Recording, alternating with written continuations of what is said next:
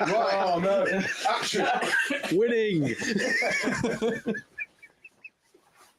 There we go. We're rolling. Was that not going to say? No, we're going to start again. We're going again. It's all right because I've had practice now. Yeah. So, how are we going? So, what's your name, dude? Is it Nick Skumbag? It is indeed. Was you born with that name? I was. So, joining me today is Josh and Matt and Nick Skumbag. So, yeah, we're going to be talking about all sorts of stuff today. We're going to be interviewing Nick, basically shining the light on him and kind of like seeing his inspirations and seeing what sort of, drives his awesome creations that he makes. We're going to be also talking about the art gallery that we're going to be potentially doing at the Custom Culture next year. So some big ideas on that and some awesome stuff to talk about. And we're also going to be sort of talking about the new sponsor that we've just landed in the last couple of weeks, which is really exciting. No hints. There we go. Wrong hand to point with. Just want to say a big shout out to Matchbook Custom for anything Harley and you want to customize your Harley and upgrade it and get it spitting fire. They're the people to go and see. Welcome for all of your amazing paint products and painting equipment. And also our new sponsor, Gnarly Magazine, which I think we're all like pretty stoked about. Yeah, that's cool. Absolutely. That we're sort of like, working alongside people that have got like links to like Billy Lane and, what I mean, like real sort of like big players in the game, Yeah, I mean, obviously for like the likes of you two are like creating art, like to kind of be able to also have a more of a connection with Gnarly Magazine as well. Yeah, it must be cool for you guys, right? Definitely, because I think Cookie Tiki have a feature in there at one point. I seem to remember as well. Yeah, I think quite a lot of like I think they which is quite nice is they like the UK scene. Yeah, do you know what I mean? Yeah. Like, they do feature quite a lot of like UK artists. Yeah, but they do them. The open competitions they do is such a brilliant way of doing it as well. Like getting people like they pick a theme and then people do art based around that theme, and then they voting competition. Do it. It's an open vote as well, which works really well. It showcases a lot of people's work who wouldn't necessarily get that sort of reach. Yeah, I think they did a "We Want Your Schools." Yeah, that was the thing. That's cool as well. Did any of you two enter that? Or I've entered the pinstriping one they did probably a couple of years back now. I think I made it a couple of rounds, but I mean the level in that competition was unreal. Yeah. So I was happy just to, if I'd just gone out at the start, I would have been happy just to be kind of involved. So yeah, dude, you should totally like enter more of the competition. Yeah, it's something I'd like to do. I mean, I have spoken to Gnarly Magazine about a feature, but I need to get kind of really, really nice quality photos for it. And like I said, they're very receptive to people from artists from all over the world. So which is, I think it's nice. When you're taking like photos of your artwork and stuff, I know it's a bit off track, but I mean, like, you can't just get anyone to take a photo. Like, you guys really pick up on that photo detail of like, of the really nice stuff. I mean, like, do you like it in like a certain way, or do you like the picture to sort of speak, or are you literally kind of like just bosh it out? Or the idea I've got in my head is rarely what the final thing is when I take a picture, because I'm terrible at taking photos and my phone's crap, and that's what I use to take photos. So it never Much the same, yeah. That's quite the last, like, yeah. It's like I'll take a photo because I want to. I don't really. I want it to look nice, but at the end of the day, it's probably in a badly lit shed with it on my phone. So if I can just get the colours to look like what they actually are, I'm quite happy. Yeah. I think we've all just been talking about it, haven't we, the last hour about how Josh is really good at reels. Hey, honestly, we're like dinosaurs over here. You're like adding links and all this stuff, and I'm like, oh yeah, I better get a. Yeah. And all I put was we're going live in 5 minutes. Yeah. I took a photo of us all just standing around talking. So The thing is, I noticed that last time, like you've got straight, you can catch the moment. Like last time when you had a picture of us kind of setting shit up and that's cool because I think that's what people.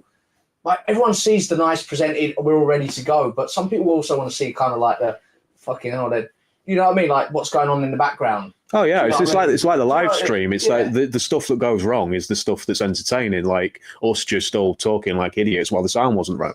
Stuff like that. And we weren't recording. Yeah, and we weren't recording. Yeah, so it's like I'm also sitting on a rickety ass chair. So yeah, if I disappear, there isn't a trapdoor underneath me. I'm just overweight. So love it. Literally anything could happen, and that's the entertaining part. And it's already happened. Yeah, exactly. This looks cool as hell. You know, it's. Plus, people like a bit of realness, don't they? Especially when everything's a bit polished. So true, man. I mean, that's like your mantra at the moment. Do you know what I'm saying? Like, I've been saying this for quite a while. Like, people are looking for real shit, and people that aren't looking for it don't even know they're looking for it. Do you know what I mean? There's so much fake shit out there. There's so much like no values. Like, it's quite frustrating when I do my own podcast and there'll be a handful of people watching it. And I've said this a few times. Like, I go through, my missus watching some absolute whatever they are with hundreds of people watching. Them. Like, what value is that person giving to anybody? You know, it's frustrating, but obviously we enjoy what we do and we keep doing it, you know. It's the mind rot, isn't it? Oh, mate, it's crazy. You know, but that's it. I mean, what else we were talking about off there was the marquees, and then you found out that you used to put them up.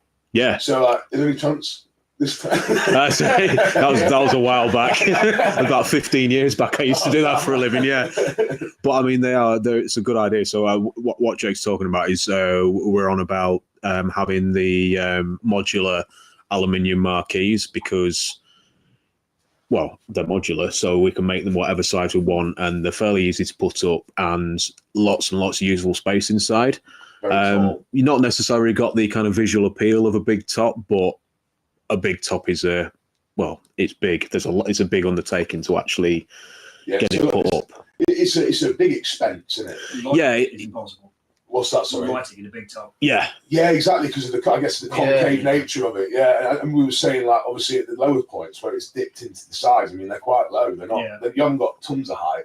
It's dark material as well, so you're not going to get a marquee like we're talking about. They're generally white material, so you get a lot of natural light in there. Which people are there to look at your work. Yeah, and then to be honest, if you've got a really cool big top circus style tent, that alone is fascinating. And it's kind of, is that really what people are there for? They look at a really cool circus style looking tent, big top, or they're there to look at your work. You know what I mean? It's like, it gives a blank space, doesn't it? To like a gallery having white walls, is you concentrating on what's in there rather than what it's in. So do they have like a backbone, like a spine that runs along the top? Yeah, there's a ridge that basically goes all the way along the top, and then you have, I suppose, the roof poles that just hook in. And then you pull the sheets over. So you could potentially like hang stuff.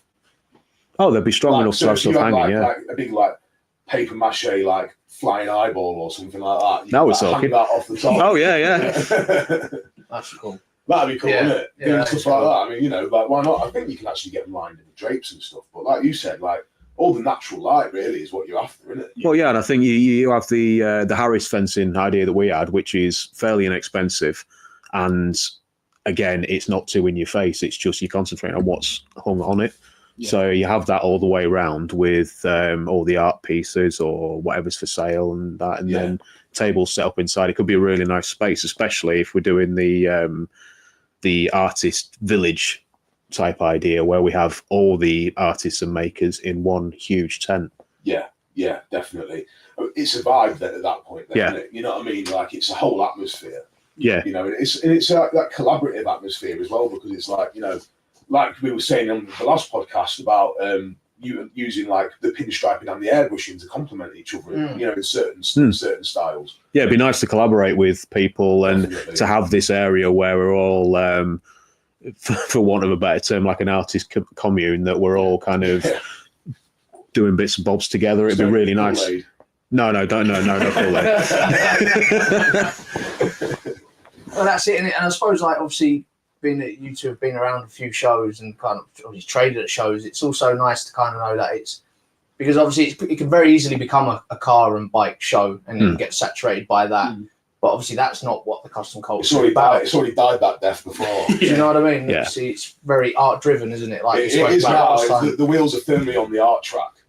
And you know, a lot of other things are accompanying it on the way, but it is an art festival. Yeah. It's a custom art and lifestyle event, isn't it? But then the cars are a massive part of the Absolutely, as well, though. But, yeah, because they're the canvas for the art to go on. But don't you think at the moment, like, even in the custom scene, like, I've noticed that like Street Fighters are making a comeback, but where actually now people are putting thought into them, like the art, like, do you know what I mean? Like the paint, do you know what I mean? Like that mid-2000 era of crazy power, but it was just chucked together and a fairly presentable paint job was presented. Now people are like, right, let's actually dig these old Street Fighters back out the sheds. And I think that's kind of followed on from the cafe racer scene, where people were starting to put 70s, 80s vibe paint jobs onto their cafe racers. Now the Street Fighter scene, so the art side is very much really important now.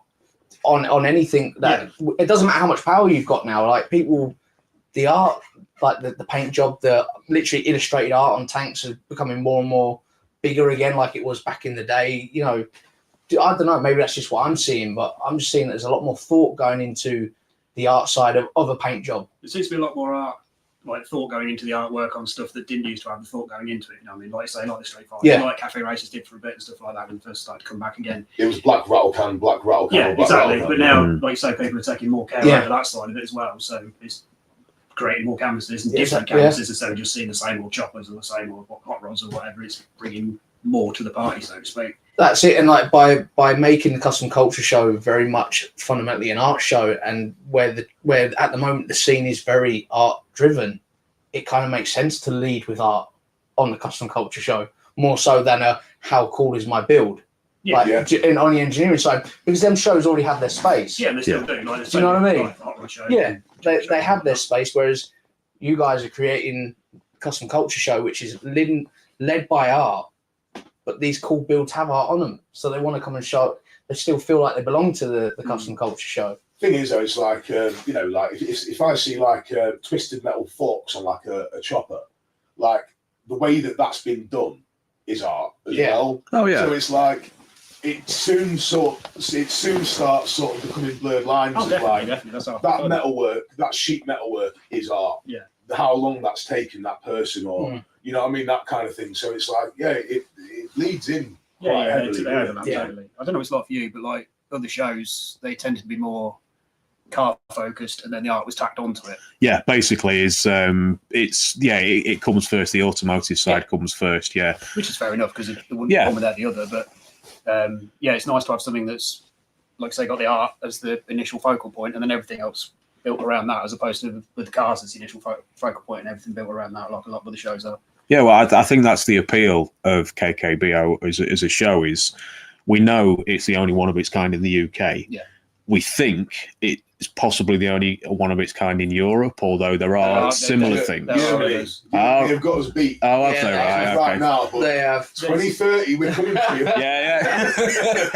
We did go over to there's one in Finland, Helsinki, custom culture show. Went over and did that just before the pandemic, and there was 8 cars there because it was indoor in February in Helsinki. So yeah, it was a bit fresh, but that was a primarily art focused show.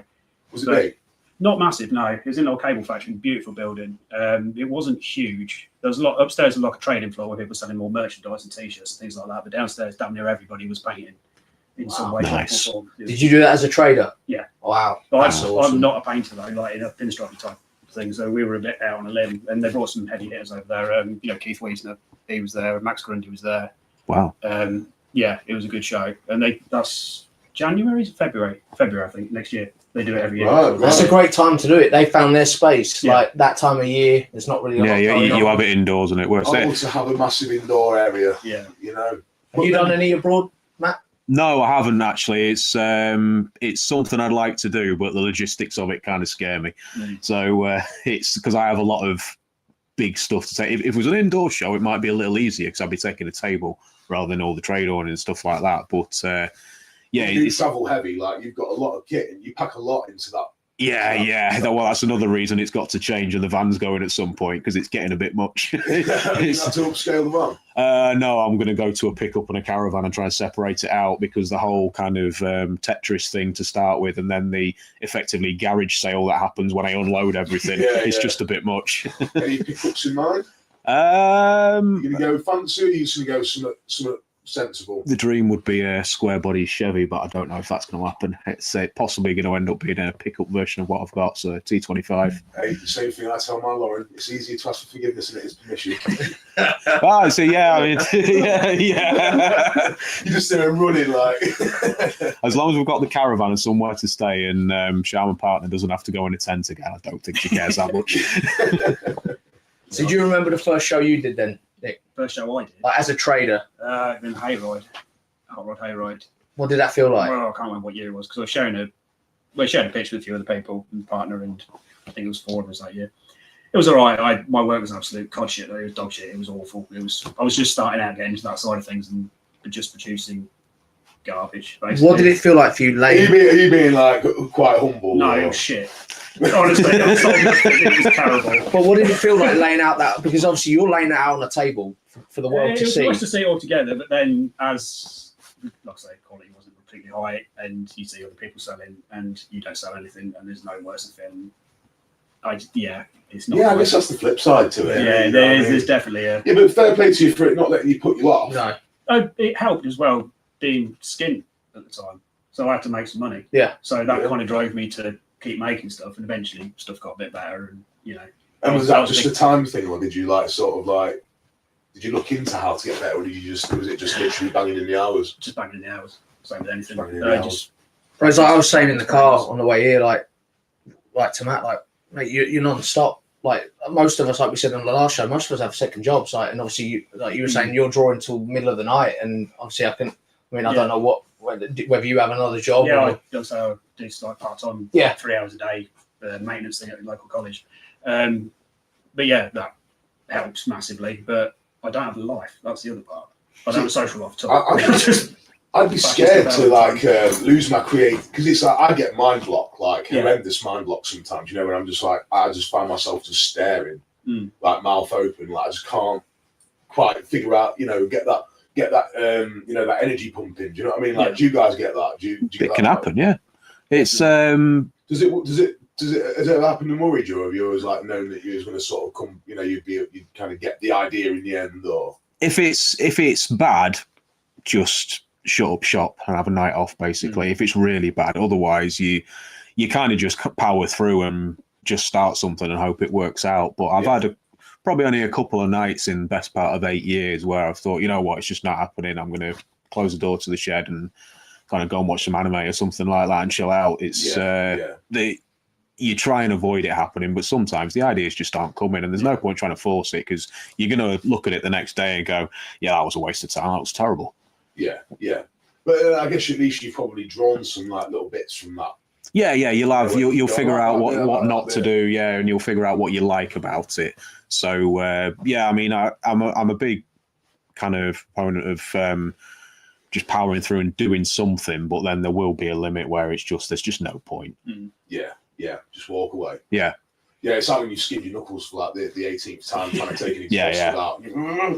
Yeah. Once you've thrown a few spanners, you just say, yeah, you know what, I'm going to go and have a beer. You stop punching doors when you realise it. You break down. You stop throwing stuff when you realise you've got to pay for it at the end. Yeah, when you've got to pick up all your tools. Yeah, that's it. So, artists for the custom culture next year on sort of your side of the panel jam and stuff, you mentioned earlier about having a few more join us. Yeah, well, the plan is, what I would like the panel jam to do is double in size. We've got a new artist come on, Stu Martin. He's going to be joining us. He does some nice work. We're going to have all the people, Dan, Paul, Terry and Martin that were there this year. They'll all be coming along. So what I'd like to do is, if I could get double the amount we had last year, I'd be happy with it, I think. But anyone who wants to join me, and this is a shout out to all pinstripers, sign writers, drop me a line, because don't be sat there thinking, oh, I'm not quite good enough to be with these. And we have got some properly good artists there, but they all want to share their experience. They all want you to come along. And if you can learn from them, they're happy to do that. So don't be sitting there thinking, I'm not quite good enough. If you come along and have a go, you're good enough, as far as I'm concerned, as far as we're concerned. You'll never get there. No, exactly. It's like Nick was talking about. You go to your first show, you lay out all your stuff and think, wow, all this sucks. But you've got to start somewhere. I've had that feeling before. You go to a show, you don't sell anything, you look at your work, you look at other people's work and think, I'm not quite there. But that's when you go home, you dust yourself off and you start putting the hours in. I mean, that's what you have to do. Is I suppose you want it to get better. Of course it does, yeah. And you speak to people that kind of know more than you or are more experienced than you. It's like I always say, we had a pinstriper and two sign writers rather, who one of them does pinstriping as well, in the panel jam, that had the best part of 70 odd years experience between them. Yeah. It's like, these are the people you want to come and talk to, because they've forgotten more than I'll ever know.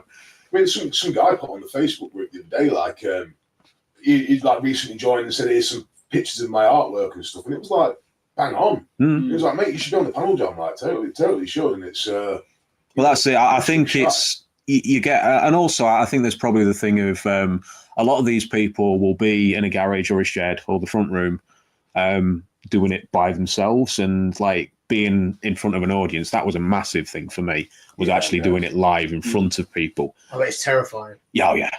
It was... I was at VW Festival putting a name on the giveaway beetle, and... Paul was on the who does the MCing for that show. He was on the microphone, and I stood up around the beetle, and there was a 10 deep crowd around me. So I kind of hid, bobbed back down again, and got on, because it was a bit scary. There wasn't anyone there to start off with.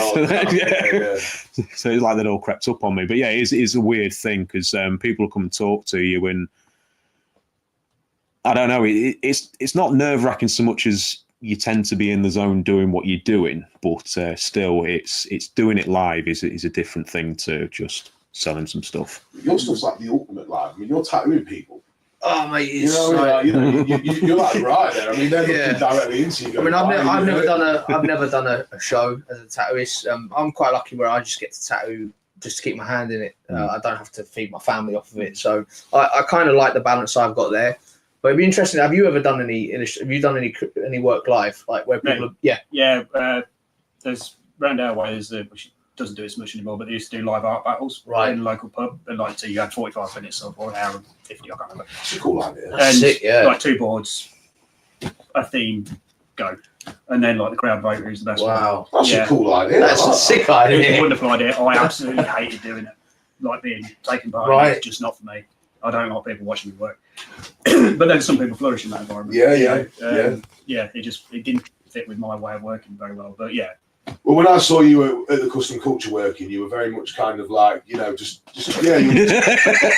could see you sitting under like a cherry blossom tree or something. You know what I mean? It's like, Like I say, it does help massively. I think shows as well. If I was talking to Brushman about it, he was on about it quite a lot. It's because he sits there making brushes the whole time he was there, and he's just like, people are more inclined to come over and talk to you if you're doing something, as opposed to just sat there. And it really does make a massive difference. Absolutely, yeah. They want to see how you're doing, how you're making the art. That's what sells it. Oh yeah, definitely. The process. People remember that. People remember, like we spoke on the last episode. Like I remember first meeting you, Matt, at the Backwards Barn Jam, and you were painting that crush on it. You know, it's people do, because it's like that's where kind of like I love the idea of going to shows all around the world. However, like a lot of us, we're not financially able to, and that's why what we're doing right now is so important to me, because not all of us can travel, let alone the UK, just the UK. Some of the shows are hard to get to. So by able to create content that people will be able to experience what you guys are doing through, whether it be a podcast or whether it be someone's walking around the whole show filming it, it's some people wait for that stuff every week. They might be in a bad place mentally or physically, and they kind of rely on this content that we're giving them. You know, it's not only this is why I think what we're doing with the podcast is rare, especially in the UK. I don't believe there's anyone else really not only putting together a cool show like what you guys are all putting together, but the fact that we're able to create a podcast once a month and give people like yourself the exposure that you deserve. Because at the end of the day, creating art is not easy. Like the sacrificing your own personal life, people don't see that side of it. It's like you guys are there painting, designing, drawing, middle of the night, you know, your partners, your family, like kind of sat on the side maybe for a few hours. And if this is what we can do by doing a podcast to say thank you and to potentially give you the opportunity to get more customers, then why shouldn't we?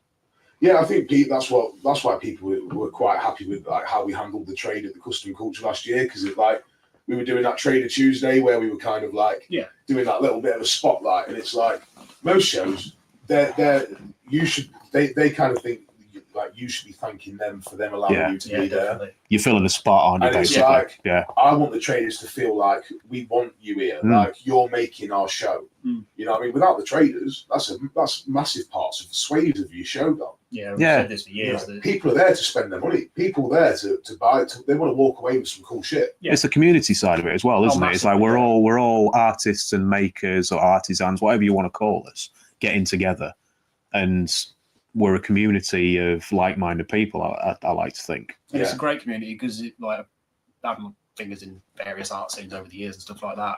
But this is the one where there's absolutely no gatekeeping.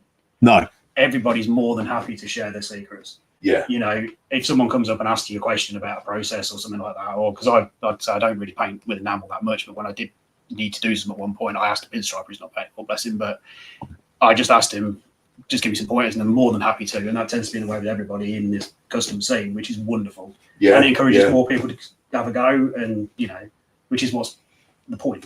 Oh man, yeah, people love the interaction. I think that was like how polite everyone was.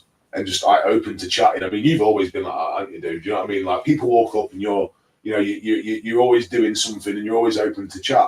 You know what I mean? And you always get a queue around you. You know what I mean? Yeah, stony face, smarty shits. Yeah, I mean, there's. I suppose you could say, I see myself as an ambassador for the art form, but the fact is, I like talking to people, and I like the fact that some little kid will come up and be interested. And I think I had someone at a show I did this year who a dad was, oh yeah, we'll get you a brush and that and enamel, and give them the information to get all those bits. And you like to think that's quite a nice feeling, thinking you might be actually inspiring the next generation of painters, signwriters, whatever, pinstripers. Yeah, definitely. I mean, your little creations are fucking cool, man. They are sick. It's like, I mean, I've seen something and thought, has he got a gas leak in his house? That's a possibility. Well, like I was talking to Matt on the way over, and it's like the fact is, like everyone's so spoilt for choice on social media, and if you're able to literally scroll through, because unfortunately the average Joe does literally scroll through and won't think twice about stuff, but like we can look at one of either both of your pieces and know it's yours. Like that in today's society, because we are so spoiled for choice, all the video content out, all the photos, AI as well. Let's not forget that horrible thing of AI that you can scroll through Instagram and go, that's Nick's piece, that's Matt's piece. Well, that's what I love about the t-shirt designs and the design for the podcast is there's two different versions of the same thing. Which I love to see, as it's something that really interests me. Is like you've got this idea and how two different people will approach it. Yeah, especially the t-shirt design, because you kind of looked at mine and did your own. Like I would say, you kind of did your own version of that, maybe. And Jack said he wanted the UFO with the alien. Yeah, so I think, wasn't it? Yeah, so I just kind of like said some random. Bobs to you. But I love that idea of someone's take. Sort of vague. Yeah, I think you said just you can get the alien in there, that'd be great, and then just do it.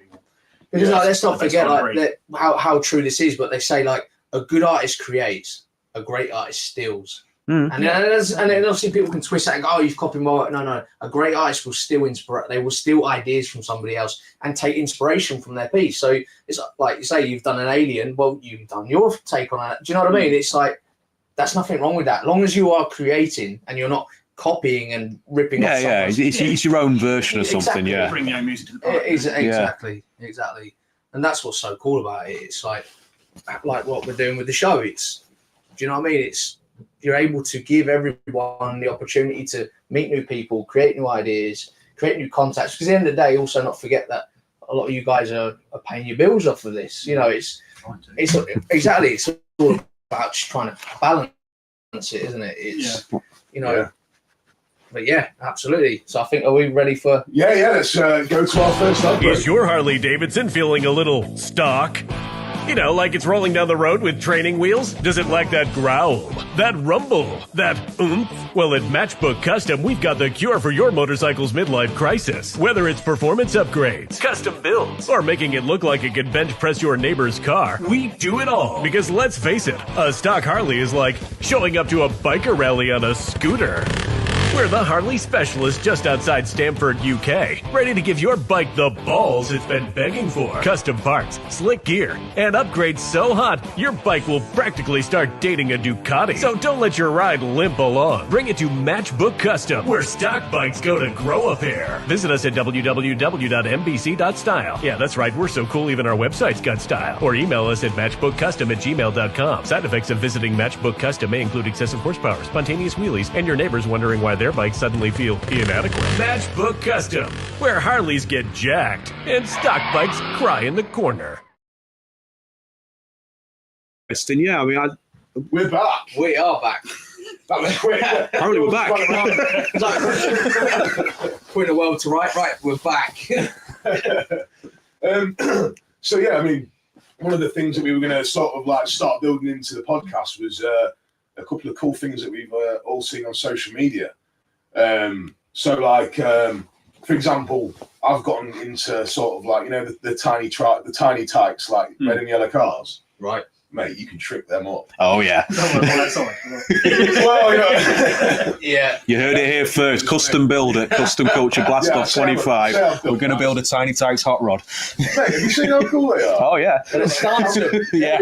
And they're taking like the old cooking, like nicking the cooking pots out of the missus cupboards and cutting them out and making deep dish wheels and shit up. Yeah.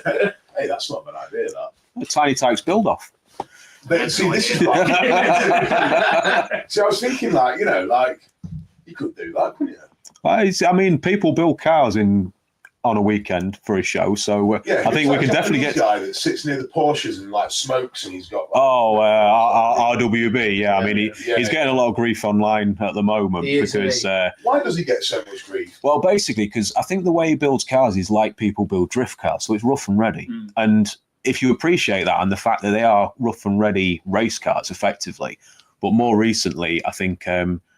A customer wanted the photo because he comes to your place and builds the car effectively, and the customer wanted the photos before he went. They couldn't bolt on the towing eye. So he said, can you just bond it on there? He didn't want to. The customer insisted, so he did it. The video gets released, and this is how he put stuff together. That's not, and it was basically for a photograph. But I think. I like the way he does stuff because I like that kind of drift car, kind of hack the wheel arches out, chuck a wide body on it. It looks awesome. It's aggression, isn't it? I mean, it looks cool. So that's where that came from. I don't think he builds stuff in that way. He's not like, if you look at the difference between RWB Porsches and Singer Porsches, Singer's a 400 odd grand like works of art. RWBs are kind of, to me, they're kind of, I prefer them, but because I like things a bit rough around the edges and like a bit more purposeful, I would say. A bit kind of like Death Race, kind of style. Yeah, I mean, I love a wide body on anything. I would wide body everything if I could. I'm the same. But I'm a fan of Boss Azuka and the kind of Japanese vans and stuff like that. What, the exhaust? Like, can't be mad enough for me. Yeah. And that's it. And obviously, haters are going to hate. You know, at the end of the day, the guy carries his name carries weight. His Porsches are worth more than the standard one. So if they were that bad, why are they worth? What is the average price of one of the Porsches? 300-400 grand. I believe so. Yeah. I mean, it's. I've seen something somewhere about them, but it's a shame though, isn't it? Like, you know, people are so quick to bitch about stuff, aren't they? And just like piss on people's parade. I think the way it's not your car. If someone wants to do that to their own car, why should they not? Because the whole thing about always cutting up a Porsche. You know what? There's enough of them about. Do you know what it reminds me of? What was that car that like Jeremy Clarkson used to constantly fucking smash on Top Gear? and like Austin Princess. It was like a Moggy Miner or something, and they used to get like the Moggy Miners like owners clubs like writing really shitty emails. Yeah, and they'd be like, "I'm not going to do another one. I'm in a grand piano, just fucking."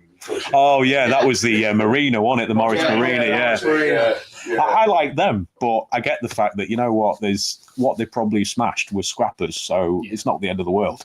They are only I mean, I love cars as much as the next person, but it's they are only tin and rubber, so it's not. Do you guys watch Whistling Diesel? You ever seen Whistling Diesel on YouTube? No. He's that American YouTuber that basically just like he'll go and like buy a Cybertruck brand new and then just destroy it, man. Just like hammer it, like off cliffs and shit. I mean, I'd love nothing more than take a Morris Minor, do a 6-inch roof shot, document the whole thing, and send it to the Morris Miners Owners Club, saying Merry Christmas, and just watch these old guys get upset. And I'm there like cutting through the top of the roof, like, yeah. You know what I mean? Mate, there's loads of ways to make old people cry. That's your end goal. No, it's just. You don't just have to do that. That's not an effort, mate. No, but I want to do a 6-inch roof shop on a Morris Minor. I'd love to use it as a daily, like we were saying earlier, like put a modern day engine in it. You know, and I mean, it's kind of taking stuff. To me, that's what hot rodding's about. Is back in the like post-war, all these pilots came back. They took these old cars and put in what worked. And at the time, it was like bigger engines, like less weight, no mudguard, stuff like that. So now it's become, we shouldn't be afraid of putting more modern stuff in because it's what works. Yeah. It's like we were talking about the Stansworks project, 308 GTB. They've put a K-series in it because for the same price as he sold the, let's be honest, asthmatic V8 that was in it, he's managed to get an engine capable of 1,200 horsepower. Oh, shit. Yeah, and those only had 200 at the crank from factory. Yeah, half the weight the engine is, and it's 6 times the power. Well, it's like the cavalry charging at tanks, isn't it? Yeah. Do you know what I mean? It's like horses charging at tanks. It's like, you know, at some point you got to move with the times, and like, you know, as long as they're still burning fuel, we're all right for the moment. Yeah, I mean, to me, hot rodding is about you pick the best thing to put in there, and it might be something modern. It might be a diesel. It's whatever works and whatever you can afford. That's what it's about. Yeah, I do like the videos like the rolling coal on people and stuff. Like, it's like, you know, hey, do you smoke? And I'm like, you do now. So are you riding, building cars? It's a bit bitter subject. I recently, last year before, finished restoring a 1976 Mark II Escort with my dad. Because I've got a thing about 70s family cars. Yeah. And didn't have anywhere to keep it because it's the world's most stealable car, and I was skint, so it had to go. Nice. So I haven't got a project at the moment, but I grew up old Fords. I was saying to Matt earlier, I used to get dropped off at play school in a Mark II RS 2000. Nice. Oh mate, like I will be getting a tattoo at some point with a Mark III Escort on my leg. With a cassette of Faithless Insomnia. Because that literally was like 8 years old in my dad's XR3, like bombing down the B roads with Insomnia playing. Like that's like blonde tips in your hair. Oh mate, no, well, not so much that stuff, but like it's just like that. You cling on to stuff as kids, don't you? Like you know, that was for me was the Mark III Escort, even though it was a cheap car. So my dad had loads of them. Obviously the RS 2000s, the XR4s, and the Mark I Escorts, and that was obviously already starting to creep up in price a little bit by the mid 90s. And love an old Ford. So this one, it was a steal because it was like 1976, so no Mark II, and I got it for 80 quid, and it was running. Wow! I was going to pick it up from the Isle of Man, but that got done. And then it was absolute steal. So yeah. So what did you shift it for? 7.5, I think.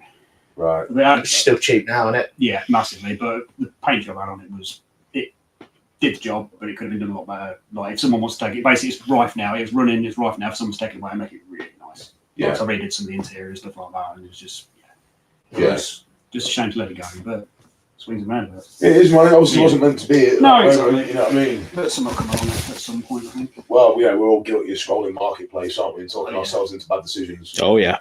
I recently bought a pair of wheels for a car I don't have, so then I started looking at it. Now you're looking at the car. I am.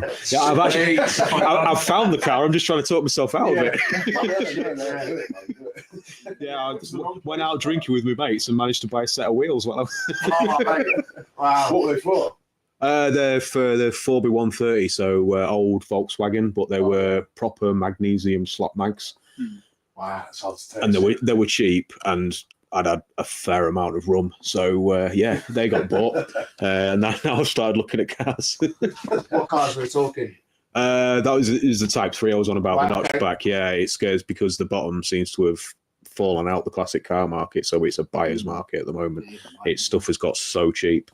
Right. Yeah, it's like you're now getting minis for less than $3,000. Split screen van projects. We've just seen a first one for less than $10,000, which has been unheard of for years. It's it really is the time to be buying stuff. Right. I mean, that's good for everyone to know. Yeah, you heard it here first. Well, you probably didn't hear it here first, but I've said it. Yeah. But like I say, politically, the world's chaotic, isn't it? It's like no one knows really what's going on, and like they're obviously trying to push electric cars, and then next second they're not, and then it's. And people have got less money, and they've got these toys, and because they are toys, all the cars we're talking about, they're not family financed family whips, are they? They're just they're nice things to have. So unfortunately, it's the first thing that goes when you're on your uppers. Exactly that, yeah. Yeah, so you've got to keep a roof over your head. So the fun stuff, unfortunately, has to go. To be fair, we did go on holiday with it. Well, you got to have a bit out of it first, haven't you? Yeah. You walk out the airport door and there's a Mark II Escort sat. God damn! What the fuck? Oh shit! Yeah. So what have you guys seen then on social? Was you going to mention? Yeah, well, obviously, I had. I'm very lucky that I kind of know. I say lucky. I know everybody on social media. All you guys know that, and I'm able to speak to Tony the Engraver, who obviously his work is like over the world with casting air filters and engraving and things like that. And he sent me a link yesterday or the day before where a certain online auction website or selling wherever you buy your crap from over in China have replicated one of his air filters. We've all been there. And it's like this guy's obviously he literally has his own forge at home. And anyone in the Harley scene and the custom scene has come across one of Tony's creations. Air filters where he's got like the masks on and the filters each side. That's his creation, and that's the one that they've copied. And so I did a video ranting about it. Like I said earlier, like you guys are putting a lot of time into creating stuff, and it isn't okay for China just to copy it and then legally sell it on their selling sites, and people are buying them. And being accountable. Like, it's not okay. Who are you suing? Yeah, exactly. You know what I mean? Because they don't give a fuck. Usually, because it's happened to me time and time Has again. It? Yeah, commercial stuff. Like, so I'm freelance basically as a designer, and I used to half run a clothing line with this girl in France, and we had basically the whole line was ripped off. One thing really annoyed me because we did this little patch. The company's called Cosmic Magma, and we did this little patch. It was like a mushroom with a lady's legs, and it said Cosmic Magma in the top of the mushroom. I found it was in Turkey they were being made. I went on Etsy, you just type in occasionally to see what comes up, who's ripping me off this week, sort of thing. And somebody had made tufted rugs that were about this big of this tiny patch design, and I wasn't even that angry. I was just like, if you send me them, I'll let it go. I just wanted one of these rugs because it looked amazing. Big, but yeah. That was annoying. Did you get one? No, did I help? But most of them, things like that, cease and desist letter will do it. Like it'll get taken off a website. Yeah. Because they're just taking a chance, aren't they? But then it's whack-a-mole. You're doing it over and over again. I'll tell you who does get ripped off a lot is Ian Guy. Oh, I can imagine. Yeah. Well, we spoke on him last time, didn't we? Yeah. What a guy. His stuff gets ripped off in that end. But it's... And it's like, that's like his like, God-given talent. Yeah. Well, it's his livelihood, isn't it? You're basically you're effectively taking food out of his mouth. I mean, that's what you're doing. It's like Beast Rec in the States does a lot of graphic stuff, and his he did a really cool one of Toys Were Us, and it was Jeffrey's skeleton, but that got ripped off, and it's a worse version because it's just off a screen grab, so it looks terrible. But I guess like you said, I mean, the ability to be able to just screen cap, remove a background, and be left with an image that's can be put into a 3D printer. Yeah, it's passable. It's passable enough to sell them at half the price he sells them at. But luckily, well, there is that, yeah. But luckily, he's got enough of a following. So basically, all his followers, because I joined in as well, went onto this website and just review bombed them, or at least complained. That is one good thing about social media. You can get that people power thing. Absolutely, yeah. So you're into the point. Are you on your backup account now? No, because did you get hacked or something? No, I don't know what happened to him. I'm on the second Scumbags account, like from the beginning of history because it got taken down because I was drawing too many dicks. That was basically what it was. And I had to start over again. That was about 4 or 5 years ago. And God damn it. Yeah, I know. Man, I hope that's on your CV. That's amazing. Yeah. Claims to fame. And then something happened with Instagram and I got locked out of it recently. That's why I started that back up. Right. Now I'm back into the second one, which is my main one. I was going to say, you seem to be, content seems to be coming from what I know is the main. Yeah. Cut down on the dick? A little bit. You're like, I will never. Yeah, the more you look, the more you see. Yeah, you know, like, you know about eating guys when you flip it. Yeah. Yours is just, another dick. Got me again. Those are like the film in Fight Club. Splash. Yeah. I've had it happen to sort of various accounts, various things, and yeah, it's a pain in the ass. But at the end of the day, Instagram's free. Can't complain about it that much. You know, I'm not paying for it. If I was paying for it, I'd be annoyed about it. It is annoying. Like I haven't started over again because I've just now got past the follow account that I had on the original account that got taken down completely. Right. So starting an Instagram account now is impossible. Yeah, Like, it is hard to get followers. Well, it's like back to like Tony, like 3 years ago, he had his main Facebook page hacked, 27,000 followers. Like that was what he at that time was mainly known. You get hold of him on Facebook, gone. Like that man had he said on one of his messages like, I've got people that I can't contact, that I've got their job, I've got their castings sat in my garage. I can't get hold of them because they locked him out of Facebook. They're naturally locked out of Messenger. It's like this guy's got bills to pay, just like you guys. It's like it's not okay. Like no one's taking accountability for it. Like keyboard warriors, isn't it? You can't talk to anybody. No. They try and speak to. Yeah. But I should have learned my lesson and not be so reliant on it, but I haven't. I paid for the blue tick. Yeah. So because I can actually speak to someone. Yeah. So I ended up getting locked out, and I was able to call someone and like directly get it sorted out. So in that respect, and the fact that like people see a blue tick and like take a bit more serious, they kind of trust it a bit more. Yeah. So you know it's not a knockoff, or because you see like you'll see a reel or something, and then you follow it. It's just duplicate accounts, isn't it? They're just harvesting the likes and stuff, and they're making money doing it, and that's what's wrong. Like they're relying on other people's content. And although we're not massive yet, I feel like it's good to get all this stuff going like early, because it's like there is absolutely no substitute for word of mouth. Yeah, really. It's so true, actually. Yeah, a massive amount of my freelance work. I said I get it. Yeah, is people telling other people that. It was like you were saying earlier, the same thing, wasn't it? Like you've got a project coming up. Who was 4 people had recommended you? Yeah. For this I mean, you absolutely can't beat it, because it's people who are familiar with your work, and I'm like pleased and humbled to say those 4 people, I've done work for all of them. So it's not just them seeing it and thinking, oh, that looks quite nice. It's people who've experienced your work and got it on their car, bike, whatever. It's it does work, because it's all very well seeing a picture of something, but if someone can say, yeah, the good people, they can do this, they can do that, it's absolutely invaluable.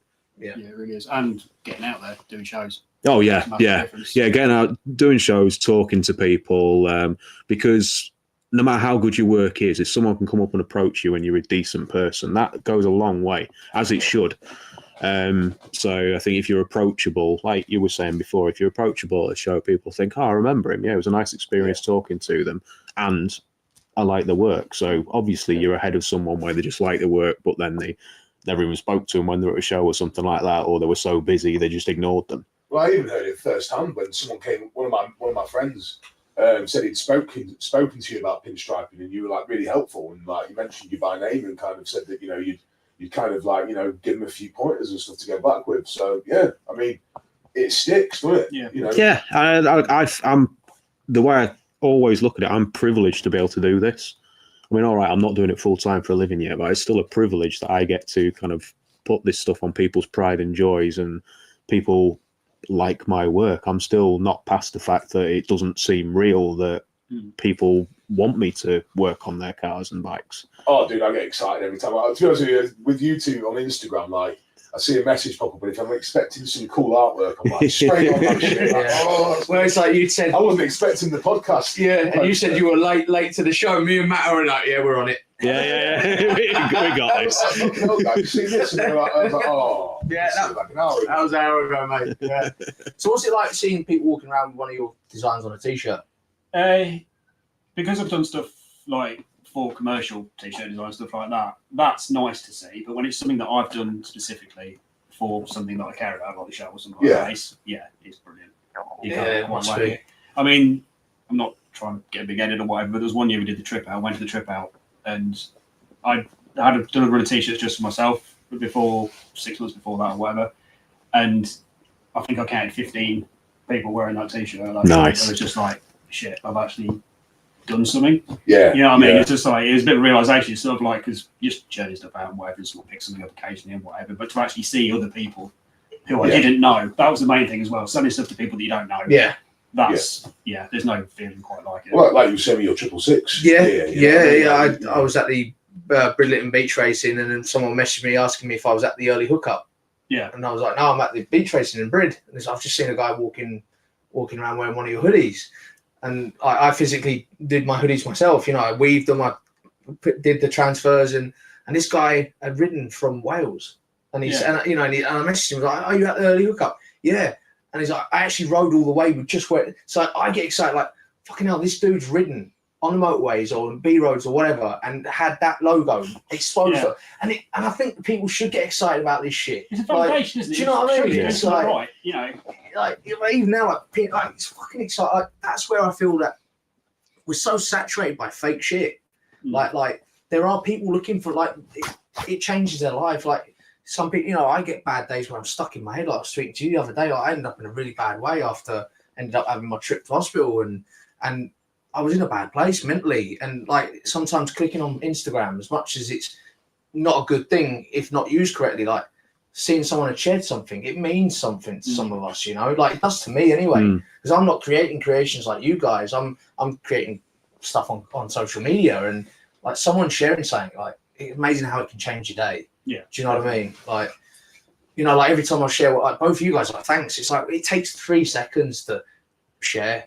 And like, and the fact that you guys are able to literally take longer replying with an actual word, thanks, and not just an emoji, like it means something to somebody like me, you know? Do you know what I mean? It's cool. I mean, you guys put out, like, you're on it like every night, dude. I mean, both of you are. You're both quite busy on it, aren't you?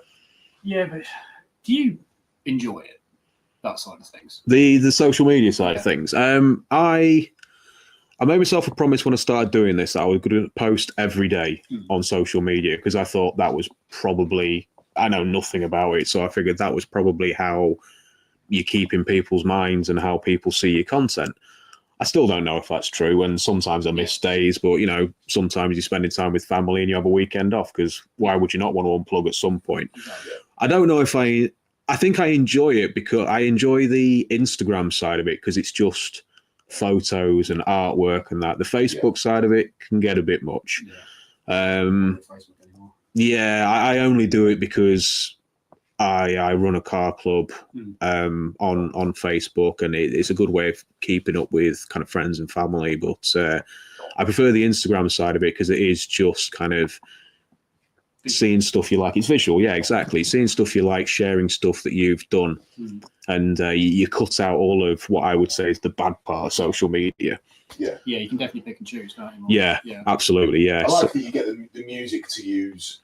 Like, so when you've got a vision and you've kind of got, like, you know, you look at a picture and it reminds you of a certain song, like you can find that song and you're not getting like, you know, I would just play some like shitty, like license-free, like music over the top of it. Like, which Facebook have pushed massively now. All of a sudden, their copyright stuff, Facebook have got really weird with their stuff. Like, I mean, we've had people playing guitar completely like off the top of the head, and it's picked it up as like a copyright infringement. Right. It's like, it can get crazy, but the thing is, you're not dealing with some guy sat in an office. You're dealing with like AI, and if it's trawling through and it picks up that certain pattern, that's it. Then it blocks you. Yeah, it's like the keywords, isn't it? You could be talking about a subject, but in a completely innocent way. But because you've mentioned that certain word, so let's run through a list of dangerous keywords. Where's the live feed? Oh. What's your favourite? Well, Oh, crazy. That is crazy. So do you find yourself trying to find a balance on social media, like trying to just put out enough to be relevant, like both of you guys? Like, I definitely fell into the trap of producing stuff just to put on Instagram for a long time, and it was killing on the joy in it. Yeah, because it felt like a job. It was a chore. It was like, oh, I need to knock out X amount of pictures for this week because I've got to post on Instagram to keep following up. Yeah, just kind of got chasing your tail. I got to a point where this is ridiculous. Yeah, you know. Yeah, that is surefire way to kill it. Yeah, I mean, I fell out really quite badly over that, but then, you know, now I just post when I want to post, and I only post what I want to post. I can't be like I'm not catering to it anymore. Yeah, that's the point. So it don't make any difference what I did. No, that's it. I mean, like you said, I mean, you know, and then it's like the stupidest thing, like blasts off into nowhere, and like, you know, you end up like getting like loads of likes and shares and stuff for some shit, and then like, you know, you've spent all day on bloody Canva or CapCut putting something together, and it like completely bombs, and you're like, oh. It's a bitter pill to swallow when I've spent hours on a piece of artwork and a photo of one of my cats gets more likes. I mean, obviously they're the cutest cats you've ever seen, but it's not the point. Or some dickhead's picture of his fucking latte. Yeah. You know what I mean? His latte art where he's the little love heart. Yeah. So this happened. No, you spent all morning putting a piece of weird looking foam on a latte, mate. You know. All its problems are found out about and discovered some incredible artists on there. That's why I always keep going back to it, because there's so many people on work I've never have seen or wouldn't even know existed if it weren't for that, which is what it's for at the end of the day. And it's wonderful because of that, but it's just there's always another stuff. Well, like Sheriff's Dirty, we started speaking to him through Insta. Renegade Painter, yourself. Me? Yeah, yourself. And like, it is great. Yeah. I don't think everyone should like shit. I know we do shit on it quite hard sometimes when we talk about it, but you know, it is a hell of a fucking tool. It's a useful tool if you know how to use it and you don't let it run your life. Like Nick was saying, is you're not beholden to it. Which is, I've been as guilty as you of stuff like that. I haven't got anything to share, and it doesn't really matter. I mean, I get to the point where, because I tend to work quite hard on it, I generally got stuff I haven't shared. So if I've had there'll always be something. Yeah. But you can't, if you let it run your life, then it is just going to stress you out, and life's too short. That's the hard thing with a festival, though, is like, you know, you've only got that initial, you've got that weekend to capture all of your content that you need for the rest of the year.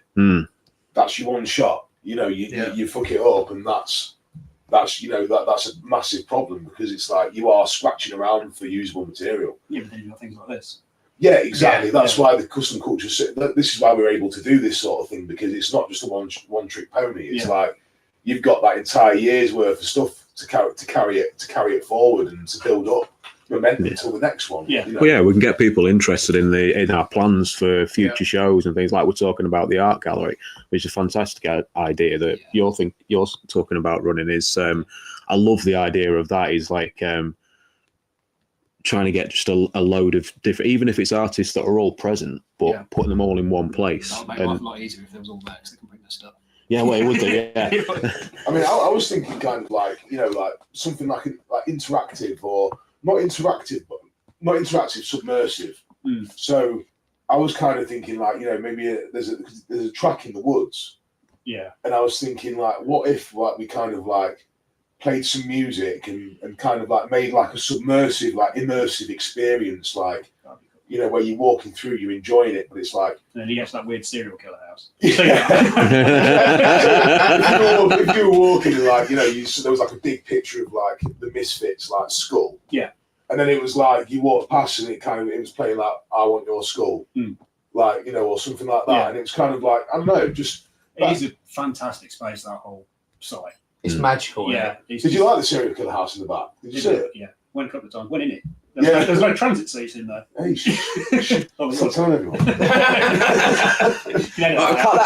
cut that out. You always had to turn the audio on.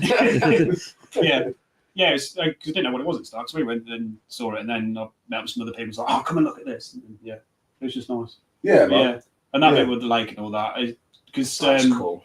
it was mentioned as well. We was talking to Kooky Tiki about tiki-fying that bit. Yeah. Oh, that'd be cool. Yeah, tiki bar. Yeah, because I'm meant to be doing the signage for the actual bar, so it'd be nice to maybe get the three of us down there and either pre-show or because obviously it's a bit difficult for Andy to get across. But no. yeah, Andy. yeah. I mean, if we could just have maybe a couple of days before to do something with that'd be really cool. Oh, am I losing my mic? Losing it. Do you know what it is? I'm too vigorous, Josh. That's the problem. That'll do. There you go, look. Bosh. Well, see, like, it'd be interesting for you two that travel to shows as traders. Like, do you find is it good that, for example, let's say you guys wasn't actually already a part of the custom culture, knowing that you're going to a show that not only is a really cool show anyway, but the fact that we're going to the effort of doing a podcast and, you know, putting out the word about, like, say, you're obviously today's guest, and is that exciting? Like, is it a good thing, like, you knowing that the actual show are invested in what you guys are really doing? Yeah. Do you know what I mean? It's definitely a plus, and like you're saying, it helps keep hype going throughout the year when you're not actually doing the show, like to build up to the next one, and it brings more people in that way and stuff like that, and like you say, gives everyone else a platform, gives people a platform that they wouldn't normally have, and I think everyone can I think everyone sees the vision of it. You know, like it's basically going to be like a forum for artists. Yeah, that's what it's. You know, it's a forum for customizers and artists and fringe people that are sort of like, you know, not in the cookie cutter kind of, you know, that kind of stuff. Do you know what I mean? It's, you know, I think that's a lot of people. Yeah. And obviously, like, it's good to know that, like, the likes of Gnarly Magazine, who not only have a massive presence online, also have a physical magazine that they clearly see. Yeah, if they get it, you know, you're doing something right. Do you know what I mean? Yeah, like they clearly see what we're all trying to do here. When they said I said yes. Don't look too eager. Try and look cool. You're trying to, you know, not that, you know, not that we're. We don't like to brag. No, I mean, that is cool though. Isn't it? Yeah, that's a hell of a get. That is really, they're the right people. Yeah, definitely. Like, if you could put custom culture into a magazine, I'd say that would be it. Pretty much. Yep. And like links to some like proper badasses, man. Do you know what I mean? Oh yeah. I don't know if you like ever like into the biker build off. Oh yeah.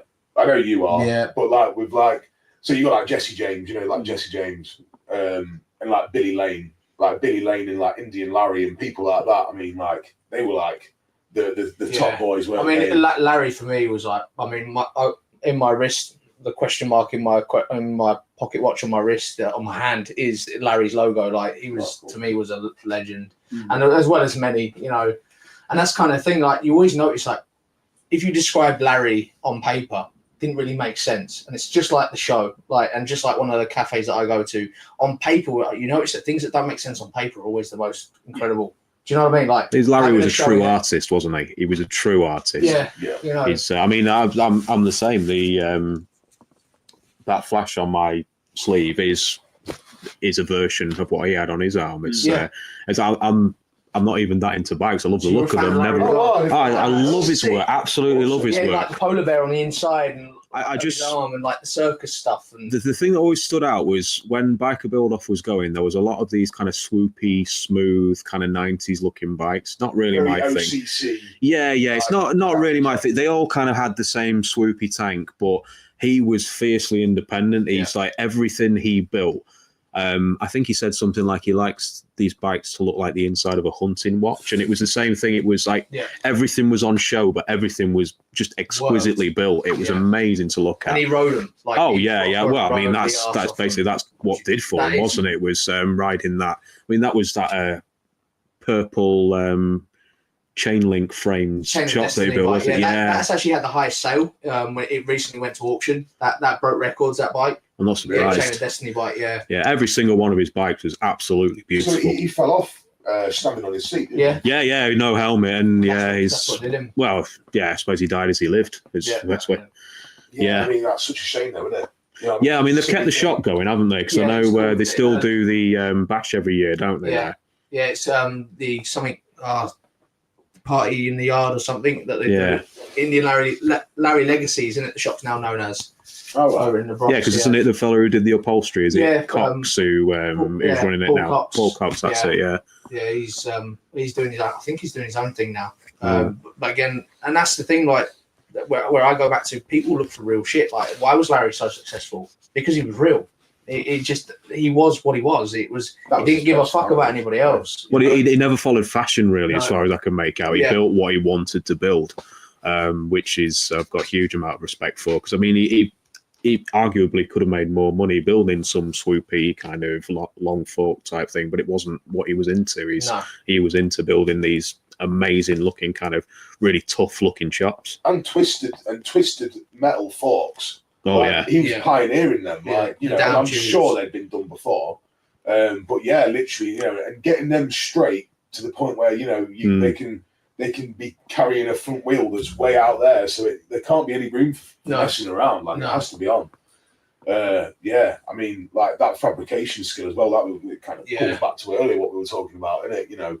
He was an artist in all sort of senses of the way, where he could chuck his hand to any medium. Like, it's like watching Jesse James work an English wheel or something. Yeah, it's like it's just. Well, Larry did a panhead rear and a shovel front.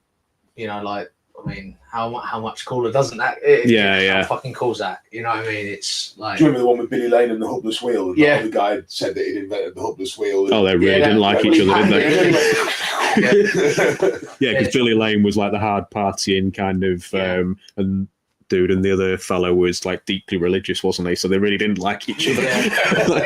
Or deeply religious, but had an arsenal of handguns. Yeah. But, hey, as you do. Like Larry now is like flathead, like he's building like Speedway, like the old boardwalk racing style Harleys. He's gone like massively into like the old stuff, like the old like knucklehead. Well, even older than knuckleheads. I'm quite into the old like Wall of Death Indians at the moment. You know what I mean? Like how they were kind of like that circus look. Like they were all stripped down and that, made. So I'd love to get a Wall of Death at Custom Culture. It would be awesome. Demon Drone gets sold in the end because he was selling up, wasn't he? Oh, was he? Yeah, I'm sure I heard that along the way. I think it was is it Paul Fox? Is it? Paul Fox. That was the one I saw. That was a Santa Con thing. Tutored Guy Martin. Yeah, I think. Well, all right. Went on his attempt. Hell of a thing to see. That it's unreal. I mean, they used to have a Wall of Death at the Custom Culture, didn't they? They did. Way back. Yeah, they did. I think he might have been Demon Drone then, actually. Yeah, I can't remember the guy's name. But the smell, the feel of it. Yeah. You're up high. You're rattling. Yeah. Especially on a windy day. Oh yeah. Yeah, it's cool, man. When you get the go-kart out. Yeah, I mean, we can build one out of pallets. Colin Firth did that. Are you riding it on that, are you? The tiny type car. Oh, is that what we're doing? Yeah, right. So what do you do? Like almost like slingshot them round and see how many loops before you fall off. I'd love to do a soapbox. 2026 is going to be a tribute to Jake. So who would you, if you could pick anyone that you would love to see walking around a show, who would it be? Alive or dead? It doesn't matter. Like you'll hit if they, obviously in the culture, someone that's like inspired you to pick up a brush or pick up a welder or anything. Like who would it be? Roth would be fun, wouldn't he? It would. Yeah, absolutely would. Yeah, I mean, some of the army. There's so many. I mean, Roth. I mean, for me, I would love to see Chris Johnson there. I mean, that would be amazing. I feel like he was anyway because he was with us. But if you believe in such things, but I'd like to see him. I mean, living there's so many artists that I respect. I mean, a big one is Mr. Oz, Corey from Colorado. I'd love to see him. I mean, I have spoken to him briefly on Instagram. And he's a really, really nice dude as well. And he doesn't need to be because he's making a living. He's been on some of the Orange County Choppers. He's done some of those builds. He's good and he's well regarded. But I'd love to see someone like that. If I could get someone like that on the panel jam, that would be unreal. That'd be cool. Yeah, that'd be cool. There's so many. Never, innit? I mean, Yeah, well, this is it. Yeah, with our new sponsor. yeah. There is what could happen. You know? Have we mentioned that? Have we mentioned Gnarly Mag? Yeah. Gnarly Magazine is sponsoring us, just so you know. Yeah, not to brag. And also, I mean, like, if you're in the UK and you want to pop over to like Matchbook Customs like shop, like just that alone, like we've just got so many cool people involved across the line. I mean, obviously, like just your work, Nick. Like I was said off air earlier, like where was the inspiration for some of this stuff? Because it's like, wow. Remember, we're family friendly. That's legal inspiration there, but I don't know really. I grew up looking at 70s custom car magazines, as you do, the dad's old ones, not just the boobs. There was a bloke used to do the comic strip in that, John Richardson. He was a massive influence on me, and then I got into like was a quintessential new metal kid growing up, and got into that, and then a bit of punk and whatnot, and looking at artwork through that and things like that. It was a big old influence, and find like Appetite for Destruction, Robert Williams cover.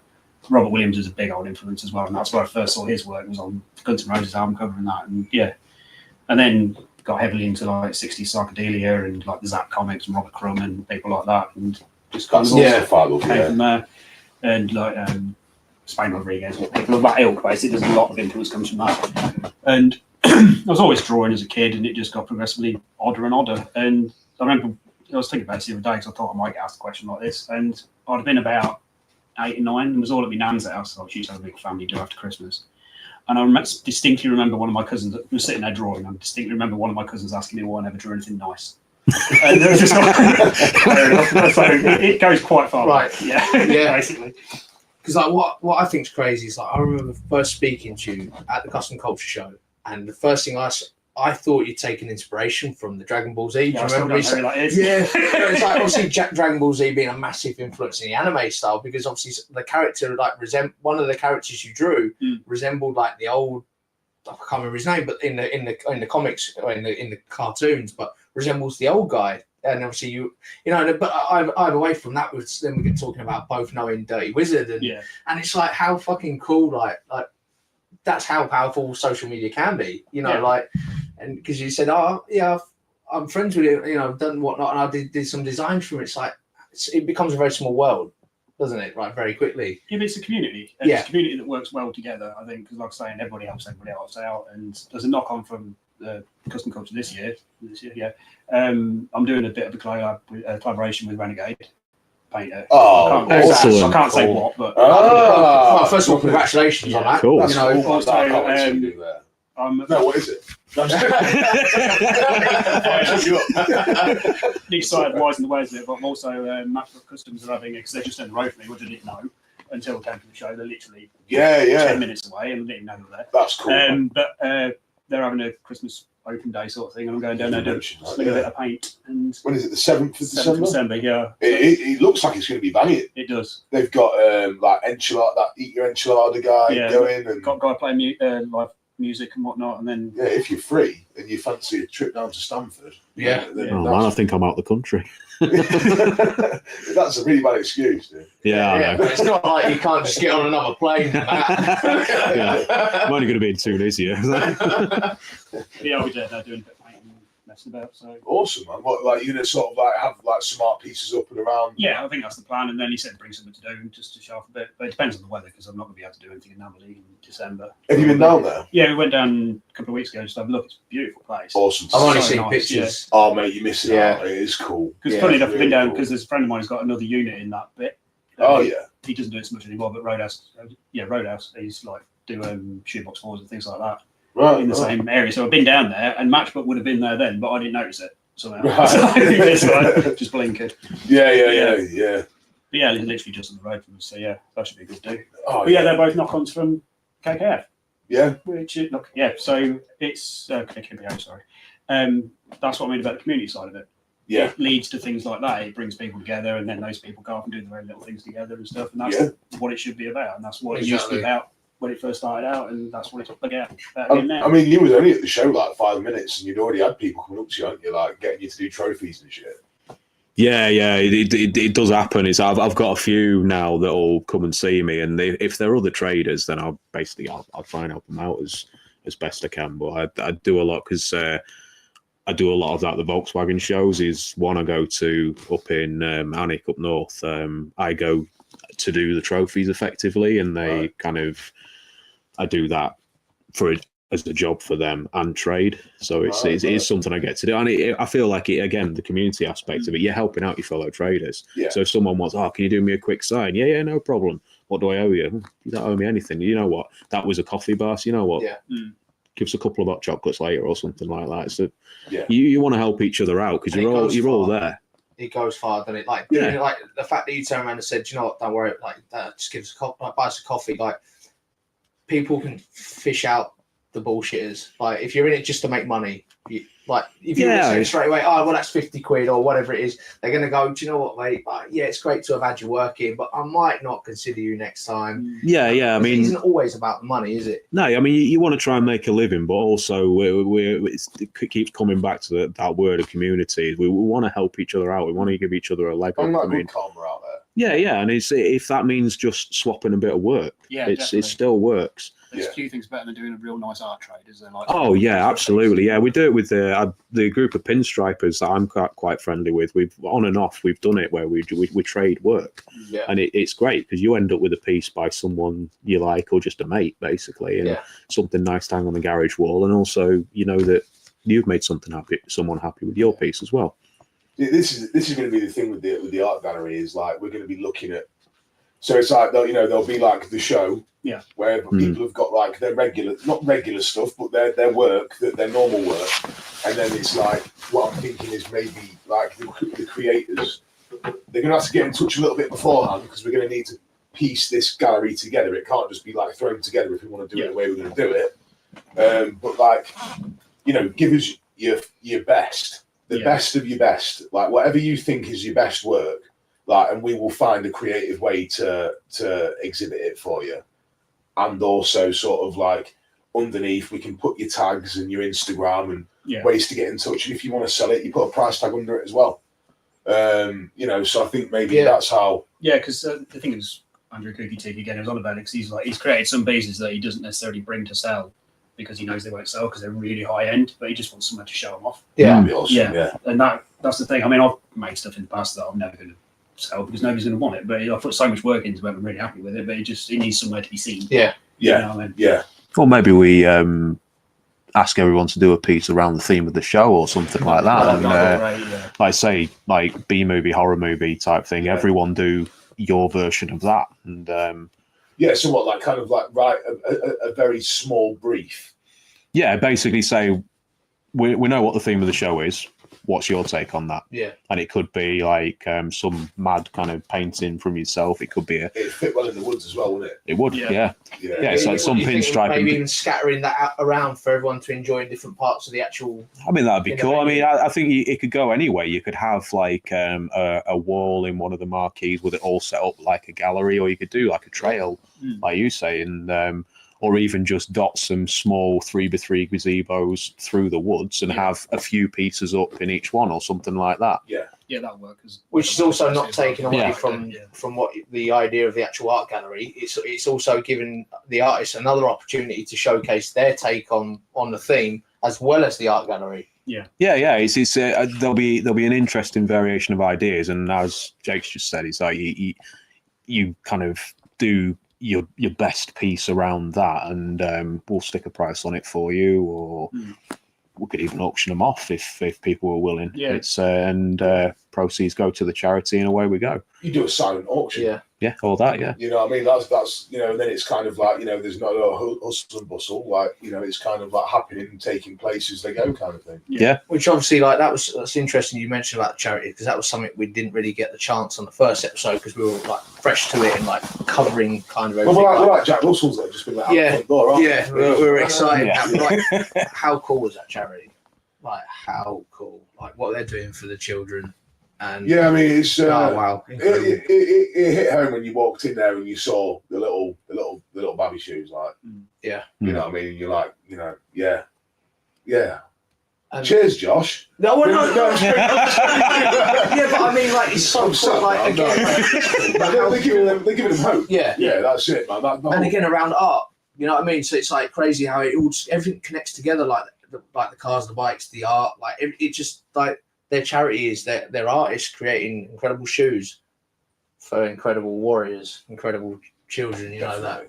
Like it's so cool. It's inspiring, so cool. mate. Yeah. It's inspiring, and like again, their free time that they give, like full on volunteers. You know what I mean? And it's like Karina, like I think she must bang them out like once every few weeks. You know what I mean? And it's you can tell that they really are putting their heart and soul into it. I mean, they've got like 400 artists. It's incredible. Like under that work with them, like volunteering on bits and bobs. And with the fridge magnet auction that they do, I think it's what is it like? I think I can't remember the exact numbers, but I think it was like 180 odd independent artists that each did a fridge magnet and stuff like that. Like their own fridge magnet to sell. So yeah, like they're quite big, like organisation. Yeah. And it's nice to give artists an outlet to be able to contribute. You know what I mean? Like doing some shoes or painting a fridge magnet or whatever, Yeah, absolutely. Big pull for the airbrush community as well. Because obviously, they can fit a lot of detail on those. Oh yeah. And obviously, they can transfer that skill onto canvas, can't they? Like canvas Converse trainers. Have you done a pair of shoes, Nick? No, airbrushing to me is dark. No, but do you feel that you were able to illustrate the way you do your artwork? Yeah. Could you do them onto a pair of shoes? Why not if you find the right materials? That's what I mean. That'd be cool as hell. Like again, I imagine doing some pinstriping on some. Yeah, I mean, Alpha do Alpha Flex, which works on canvas and leather and stuff like that. So it's a possibility, yeah. Maybe we could work on that. Yeah. Like we can get in touch with them and it'd be I think we spoke before about giving them a bit more of a spotlight as well. Yeah, so on a future episode in the future. We're going to be doing a calendar. So we're going to do a calendar. Naked one, yeah. Right. I'm ready. Well. No, it's a calendar, and then when you look down the side, there's a dick. Oh, not again. Nick has been it. No, so it's going to be like the shots of like the girls with the Harleys and some of the cool shots of the cars and traders and all that sort of stuff, and then all the proceeds, all the profit will go straight to them. So cool. we just get paid for the cost of them, and then everything else goes to them. And we'll do it. We'll get it knocked out probably in the next couple of weeks before Christmas and stuff. So that'll be on.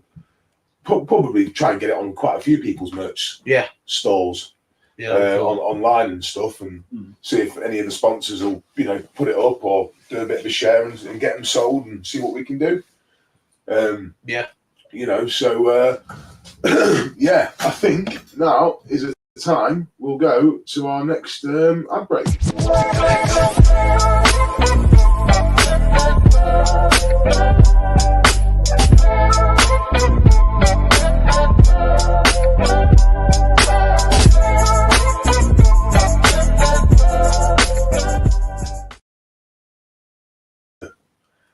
That was a quick one. So we all kind of thought about maybe having a drink and stuff.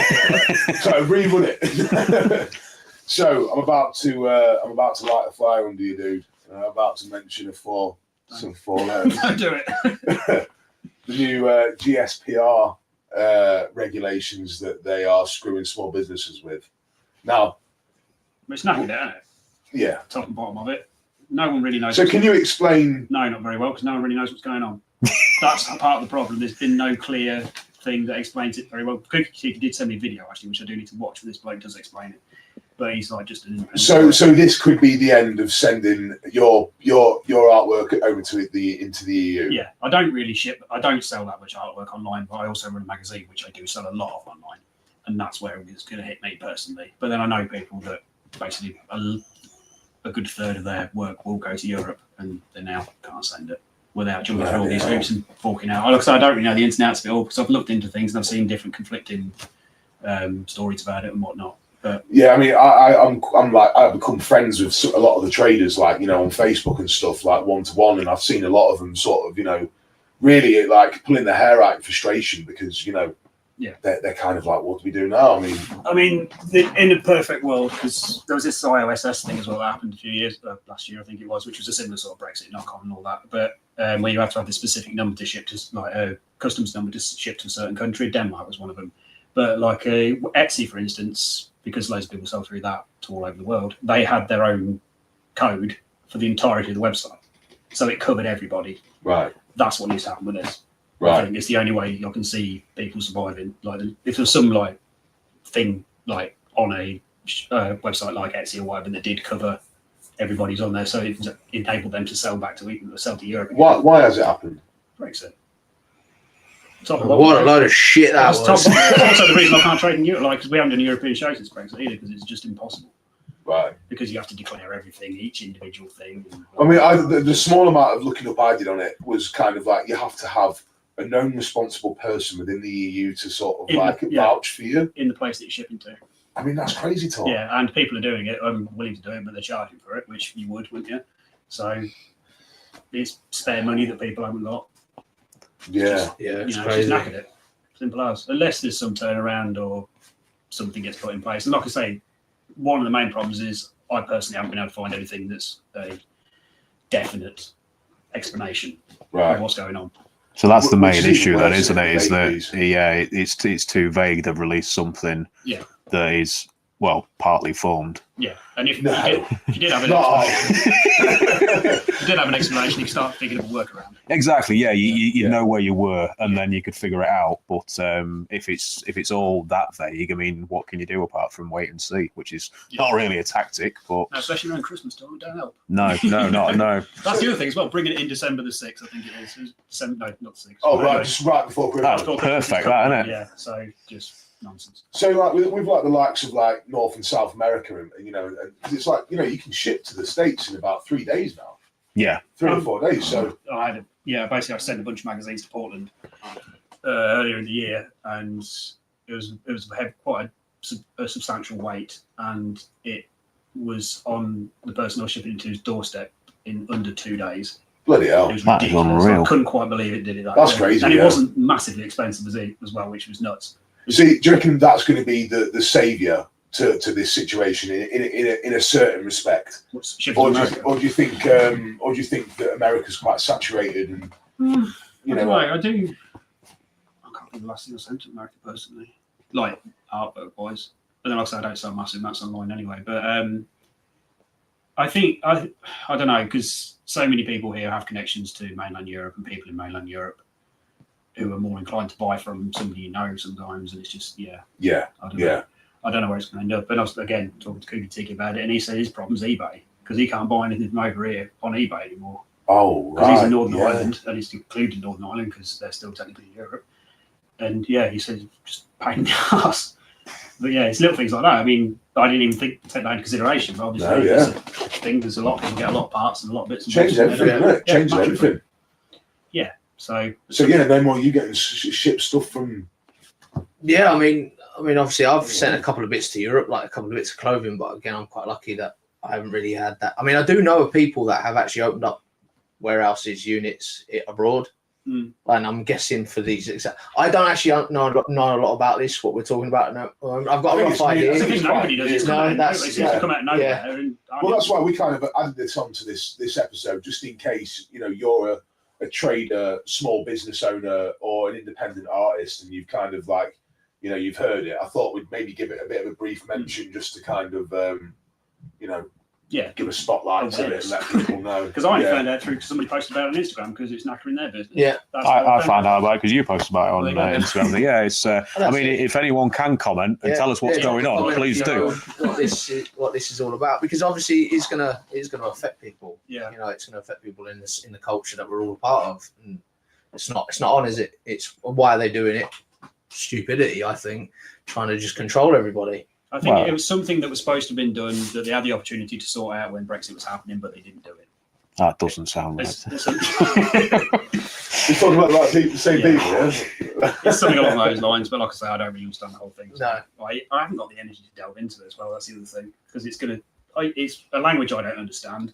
It's all been written in, and it's just going to be. That's how they hide their shit in it. It's Yeah, but it comes to something, if you can post something that easily to the US, but not to effectively our neighbours. Like, I buy my trainers from Japan. Yeah, they're here in about 3 days.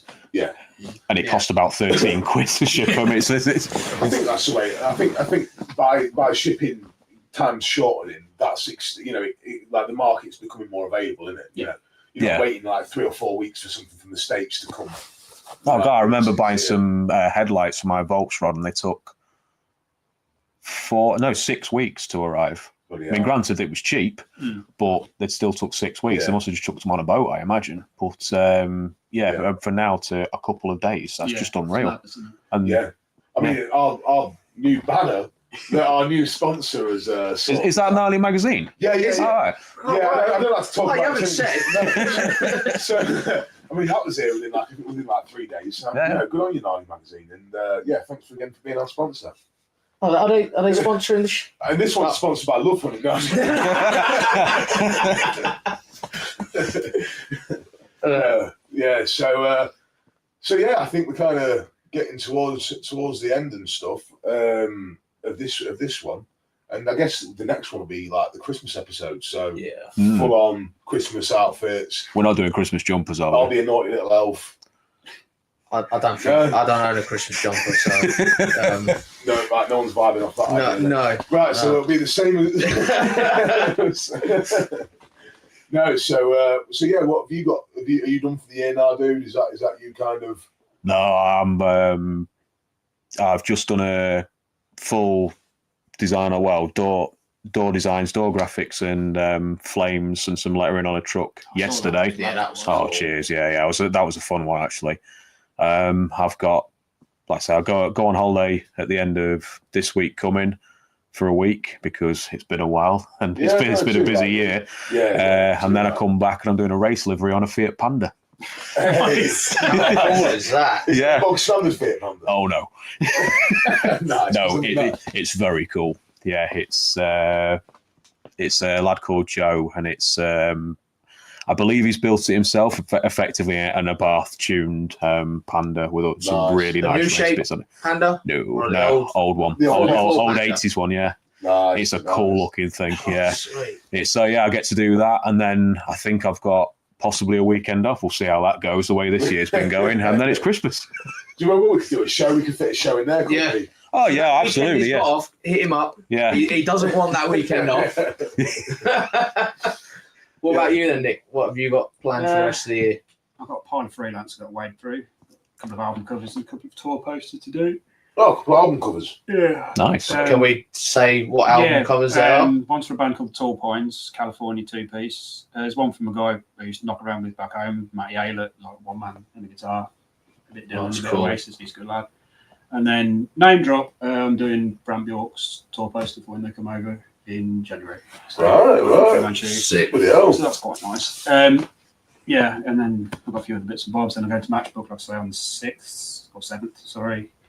And then that'd be awesome, man. Yeah, and then I've got some stuff that I can't talk about. Things irons in the fire and a lot of experimentation. What does it feel like when you say you can't talk about it? Is it like? Because in my head, I just think. Do you know what I mean? Like, it's interesting. It's partially stuff about like plantation stuff I can't talk about. But no, is it like? Does it make you feel like people will appreciate my shit like that? I'm secrets. That's my problem. Sometimes it does, but then sometimes I've got guilty of this on Instagram as well. If it's stuff, because I've got a lot of things that I want to do just for myself and my own practice and that, and I had to tell myself to stop posting things until I've got them done, because there's a lot of stuff I was just fucking up. And it was never reaching. Like, I'd start something, post like an initial sculpt or something on Instagram, and then I'd cock it up, and then it would never actually come to anything.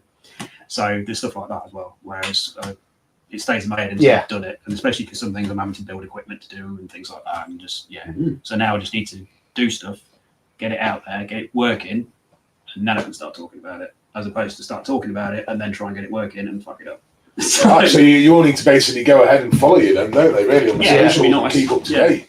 I mean, obviously, like Matt's got one of the pieces that sat next to him. What Nick's just brought over for us all today. I mean, these are cool as hell. Look at that. Yeah, we'll get some proper amazing piece of work. That. So if people want to order one of them, not yet, because I cast those 3 because it was a clay sculpt, and then I cast them in resin and then paint them. I cast those 3 and half of another one because I didn't put enough resin in it, and then I killed them all. It broke, so I've got to do a remold. They might be done by Christmas. They probably won't. Right. But yeah. So we got the exclusive ones. There you are. They are the only 3 that exist. So. That's cool. And he's going to be checking eBay. So I'm going to sell it to the Chinese. Yeah, they're gonna replicate it in 3 days. I don't think they want to. That's the other thing as well. You make things so horrible that nobody wants to replicate. Oh, that's not horrible, mate. That is cool as hell. That is. It's a true. It's cool, mate. It's definitely like your style, man. Yeah. You know, and then you were.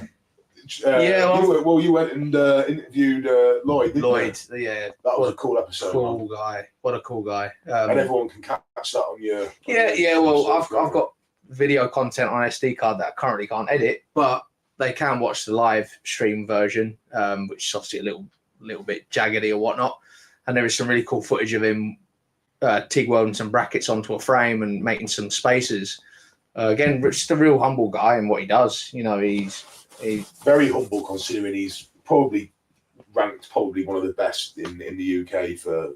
He's very respected. His trade, he's very respected. You know, he's again like he won obviously 101 showdown at Margate. That he won an award with the chop with the curved front end, with the banana raked front end with a knucklehead in it. He also got acknowledged on the early hookup. Yeah, he's very respected. Very respectfully friends with builds bikes for your friend Paul. The dude's just humble. Oh yeah, humble small world, I guess, isn't it? Yeah. Another one. That's what I mean. Kind of all interlinks together. Yeah. So who's next for you? Do you have any idea? I'm trying to arrange. There's a lady called Hayley. She's really big on Instagram. A Canadian lady. She builds bikes, and I think her videos are so cool because she just says it as it is. Like she literally just does a video fucking about with some parts on a bike, and just keeps it real. Just keeps it real and you can.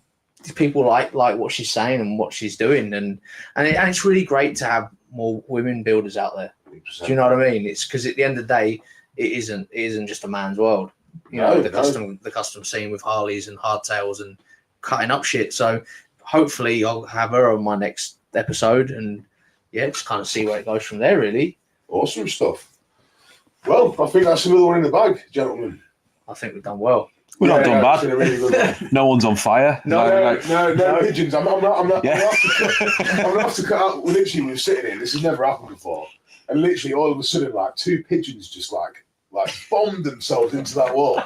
The other wasn't even flinched. I just don't think we could be asked for a reader, could we? Well, one of them flew off, and we didn't realise there was still another one who was Sparko behind your toolbox. We've all been there. Yeah, well, yeah. Sparko behind your toolbox. Late nights on Saturday. Yeah. That's it. But it's been an absolute pleasure, guys, and thank you for everyone watching live. Yeah, and hopefully it went well, and hopefully like the guys that did tune. Because at one point we had quite a high number of people watching live. So oh really? Yeah. I've been keeping an eye on the old little thing in the corner there. So danger_sign on Insta. That's right. And what are you on Facebook? Dangersign13 on Facebook. Awesome. And you did? _scumbags UK, but scumbags with a K, just to be annoying. Yeah, and that's it. Awesome. So if people do want to buy any of your artwork, where and how do they go about getting There is a link on my Instagram that takes you to the Etsy store, but if you're going to buy anything for Europe, do it now. Yeah. Right. And then we'll share all the links as well. Yeah. So that, if you like look in the bio or look in the description or join our Facebook or whatever it is, because we'll be it'll be accompanying wherever this video ends up. Yep. And you, mate? On Facebook, it's 666 customs with a 6. Instagram, it's _6 customs, just because someone else had already nicked it. Fucking thieving bastards. But so that's it. That's it for me. I'm just Facebook and Instagram, and yeah. Awesome. And then you'll be able to listen to an edited version of this, and it'll be on Spotify, iTunes, and YouTube. And like us on Insta. I think it's _custom culture blast off, and you'll find us, our group, and our Facebook page on Facebook. Just type in custom culture, and we'll be popping up. And also, people that have just discovered this and fancy the idea of joining as a trader or just buying a ticket, how do they go about getting that? Join our Facebook, join our Insta, send me a message, and then I can get you the trade forms. Tattoo applications are live, just come and be a part. If you're an independent artist and you've never traded before, I'm sure you'll attest, both of you, like, get your arse into it. Yeah. Stop making excuses. Like somebody will always help you set up. Someone will help, yeah. Like, you know what I mean? And we're probably a really good show for you to cut your teeth on. Definitely. Yeah, we're a friendly group. We keep saying it, but we're a community of artists and makers and artisans, and we all want to see each other succeed.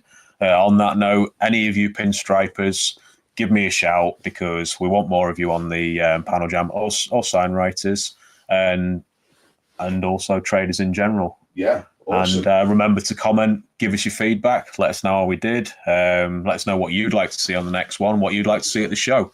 None of this happens without all those people out there, does it? Exactly that. No, feedback. Yeah, give us all the feedback you can. Yeah. It's what makes us into refine it, doesn't it? So, because we care, don't we? We all care about the fact that people are willing to turn up or even tune into a podcast. It means a lot. It means a lot for us all, I think, anyway. Hey, you were sat in a t-shirt, though. It's not that cold. I thought, it's nice and warm. I'm just flexing flexing Matt's t-shirt. Like, how much is he paying you? Well, it's all about helping each other and sharing. That's it, man. That's it. So, yeah, all the best, guys. Peace.